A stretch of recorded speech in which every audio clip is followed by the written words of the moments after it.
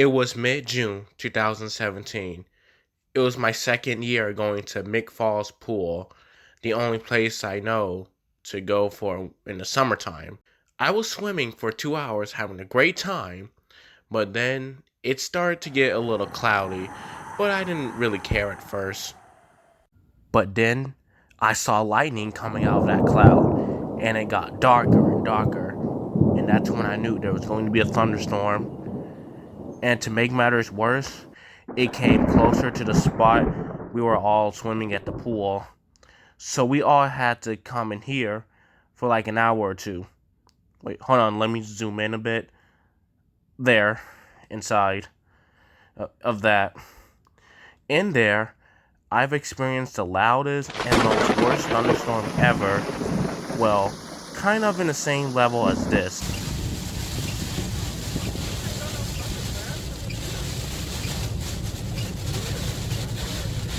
Yeah, that bad, but worse. Now here's the thing. The reason I didn't call for help is because last year in 2016, my phone got stolen there, and ever since then, I never brought it with me to that pool. So yeah, we basically had to wait until the rain started to get clear a little bit, so it'd be easier for us to go. So, as we were waiting there for an hour or two, the rain started to clear up a little bit, and that was a good sign for me to leave. But unfortunately, the rain was still strong and it was really windy, and I thought the worst that could happen is that I could get struck by lightning on my back. So, nearby, I walked by these apartments to see will anyone give me a ride home because I can barely make it. I see these two people by their houses in the rain. I asked them, can they help me give me a ride home? But they rudely said no, so I just walked away from them. As I'm there, I make it to the gates where the park was, just for a shortcut. But then, the entire park was completely flooded. I mean, I did not see that coming. I knew I had chances of floating away if I was in that flood, so I had to go around the park where there's little water in it.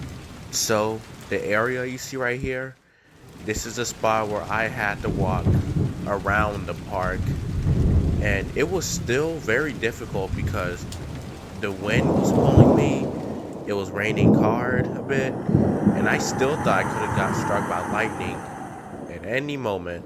So luckily, I make it to the road. A car stops for me. I thought that person was gonna give me a ride home or something, but the only reason that person stopped is so I could cross the road. So I crossed the road, I made it home, and I was laying on my bed thinking about what just happened. I just couldn't believe it. So as I was laying on my bed for 5 minutes, I get a knock on the door, and it was a police officer who was looking for me. At first, I was like, did I do anything wrong or did I do anything stupid? But it turns out the lifeguards called him because apparently they thought I slipped and fell and broke my neck or something and possibly drowned. He also said that there was going to be a helicopter to look for me if I actually drowned. So I said, no, there was no need for that. I'm alright. I'm okay. And then he said, well, you're lucky that they called because that means they really care about you. And here's where the emotional stuff happened. So the next day, it was a sunny day. I walked to the pool to find out what happened. I saw them, they saw me. They came to me, they were crying a little bit, and they hugged me because they thought I may have died or something, or just injured. So they said they couldn't sleep that night. They said they were worried about me. They didn't know if I was okay. But they said when I showed up, everyone felt better. So we talked for a while and I went back swimming and continued to have a nice day. Everyone's happy. And that was my 2017 thunderstorm story. It was scary, it was crazy, and I'll be honest, I would never ever forget that event. Well, see ya.